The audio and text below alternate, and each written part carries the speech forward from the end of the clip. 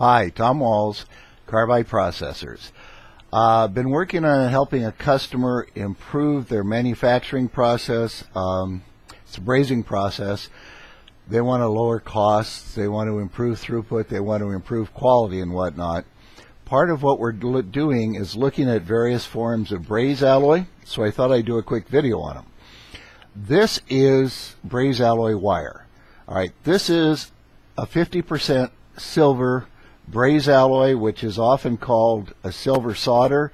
It's not a silver solder, it melts too high, and it's actually not a silver Braze alloy, it's a silver Braze filler metal, which means it'll compensate for unevenness on the surface. Anyway, when this stuff is made, they mix it together, they heat it up, and then they draw it out as wire. All right, they draw it out as big wire, and then like any other wire, they draw it down to the size they need.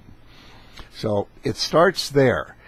Another form is ribbon. This is sometimes called shim, which is okay if that works for you. What they do is they take the wire in various diameters, roll it flat, and trim the edges. Excuse me. The next form would be a sandwich, a tri-metal, a ply-metal. What they'll do is they'll take, this is solid Braze alloy, but what they'll do is they'll take two pieces of solid Braze alloy as the bread in a sandwich, and they'll put a piece of solid copper in the middle.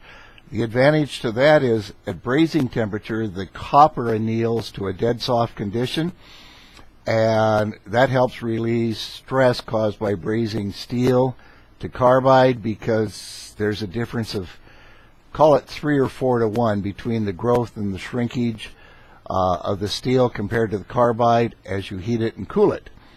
Okay. The last form is paste, and we use paste as little as we have to because it's very expensive. However, paste alloy comes in syringes like epoxy. One of the things we do, and part of what we're doing with this customer, they have a lot of round parts that are going into holes, and they want to experiment using paste. What we have them using now is cut bits of wire, and they take a little measuring scoop and just dump it down the hole. They squirt some flux in, dump it down the hole, and they're good to go. There's an engineer in charge, and they're fine-tuning the process. So they're using reloading equipment for reloading shotgun shells, rifle shells, pistol ammunition, that sort of thing. But this can also replace paste. Paste is very expensive. It does lend itself beautifully to applications such as automated electronic assembly, where you use a little tiny amount in a precise location. Their paste can be a real advantage because it's much easier to automate there. But that is a really quick overview of the different forms of Braze alloy. And as always, if you'd like more information or you want to talk about it, feel free to contact me by email or give me a call.